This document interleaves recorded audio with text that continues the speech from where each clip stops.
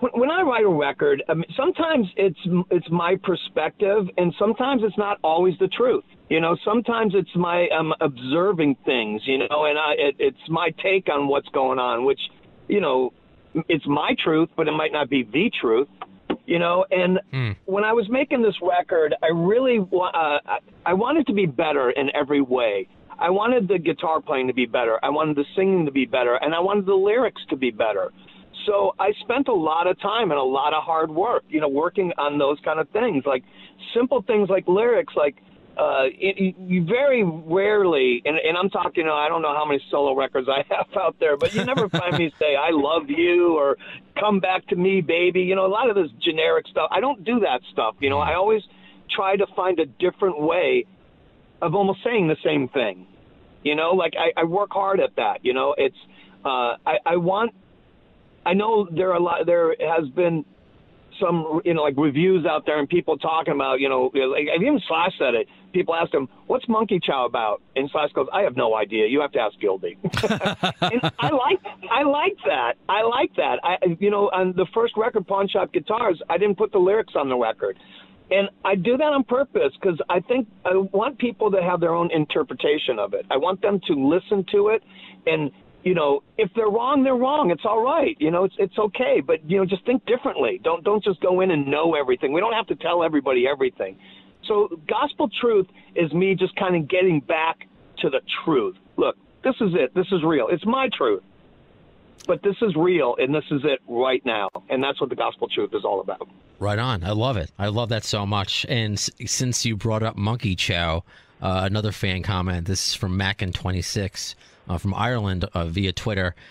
Give him props for Monkey Chow. What a tune. I learned my craft to that song and album because he's a guitar player. Wow. You have Monkey Chow fans out there. You know what's funny about Monkey Chow is that song came after Pawn Shop was done. It's, you know, when we were, I mean, basically, and this is old news, you know, the Snake Pit record was us writing songs for GNR. You know, it was Slash writing songs for GNR. It was me writing songs for GNR. And so everything that I contributed to that record, I was hoping was going to be a Guns N' Roses song. And, you know, the way GNR wrote songs was, you know, it's kind of like everybody, you know, contributed ingredients in the soup. You know, there was a basic start, you know, usually it was Izzy or Duff, and then the guys would embellish it.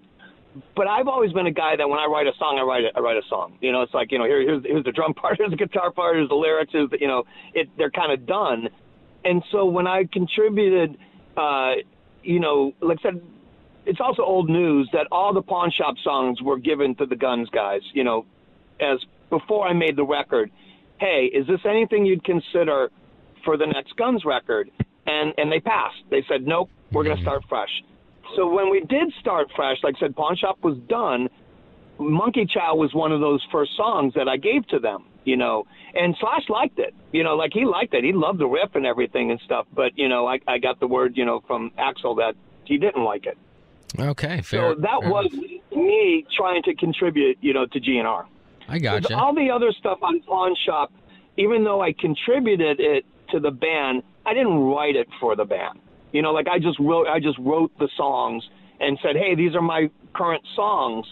But Monkey Chow, I actually wrote to be a Guns N' Roses tune. And same with, like, I believe Good to Be Alive, and it was one of mine. And there was another one, Dime Store Rock. Okay. Was one of mine.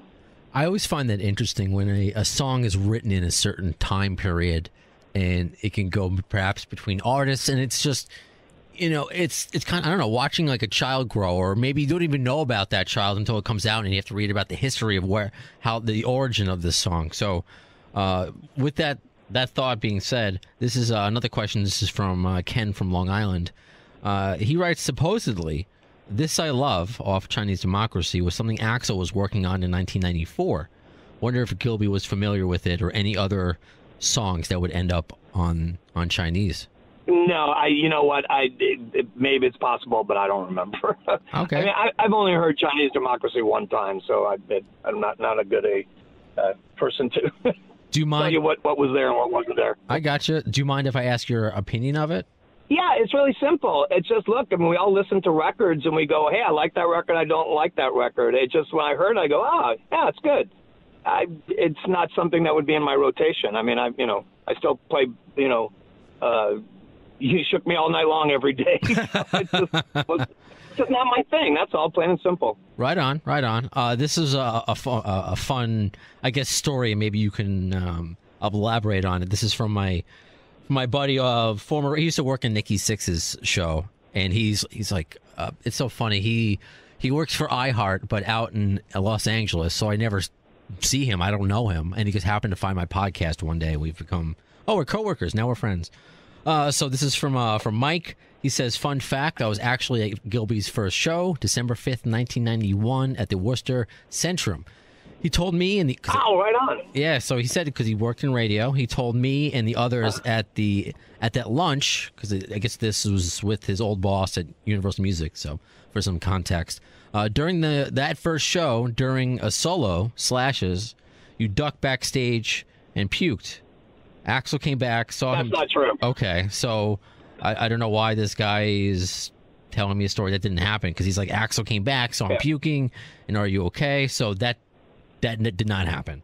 No. Okay. But Axl did visit me during the show, and it was during Slash's solo. It came back to, all the guys, it was my first show, go, hey, man, are you okay? When we had a break or a moment, like Duff, Duff and I were next to each other. But, everybody's going, hey, man, are you okay? Everything going well? And when Axl came to check on me, I was eating a pizza. Literally eating a pizza. And he's going, hey, man, are you okay? Everything all right? I go, yeah. I'm just hungry. I didn't realize how long the show was. That's a better story. Yeah, and that's true. I mean, I've told it before, okay. Anybody knows me, I don't puke before or after shows. I'm not a nervous person. Okay, because, again, I was surprised, and I guess I would rather ask, I'm not saying somebody wasn't puking. It just wasn't me. Fair enough. We'll leave it at that. This is from B. Garba on Twitter. Ask him why he always played Wild Horses, and Axl presenting him as the man with the new Corvette. So that's kind of interesting, because at the very first show, I didn't expect to have a solo spot, like hey, ladies and gentlemen, Gilby Clarke, where before it was, ladies and gentlemen, Izzy Stradlin. And, Slash is the lead guitar player. I'm not going to sit up there and doodle away when Slash is doodling away. It's just stupid, So they came up to me before the first show. They go, hey, what are you going to do for your solo part? And I was like, solo part? What are you talking about? I'm not going to sit there and do a solo before Slash does one. That, ain't going to happen. And so he goes, well, Izzy used to do, I forgot what they told me. They said Izzy used to do something like a Stones kind of thing. And that's why I went, well, why don't I do Wild Horses? I go, I'll just leave me by myself, and I'll do like a Wild Horses, and maybe I'll sing a little or something, and I'll make it kind of cool. Well, when I started doing it, Slash started doodling with me. And what you saw through those years is it developing, but it all developed live. We never sat down and said, hey, it's going to go like this. That literally happened at the first show. That's awesome. Of me playing Wild Horses and Slash walking up behind me doodling. That's rock and roll. And that's why it happened. Exactly. I mean, it was very natural. I mean, if anybody really knew the ins and outs of GNR during that time, there wasn't a lot of pre-thought into anything. Stuff just happened. Fair enough. But the man with the new Corvette thing was funny because, and this story is out there too, but the truth is, the band, the Tokyo shows, we did 3 shows, and the band made a lot of money in merchandise. So, like after the first or second show, it was, hey, man, we made so much money. Oh, my God. And then guys are, excited about that. And I was just like, I didn't get merchandise. That wasn't part of my deal. And I was like, oh, well, enjoy it. And I go, I hope I get a new car out of it or whatever. And Duff ended up buying me, actually gave me his Corvette. But it didn't just give it to me. I traded him a shirt for it. I used to have this black mesh shirt I wore back in the day, and Duff used to steal it from me. Like even before I can go wear it, he was wearing it, and so we actually traded the shirt for his vet that he had at that time. Wow, that's an even trade.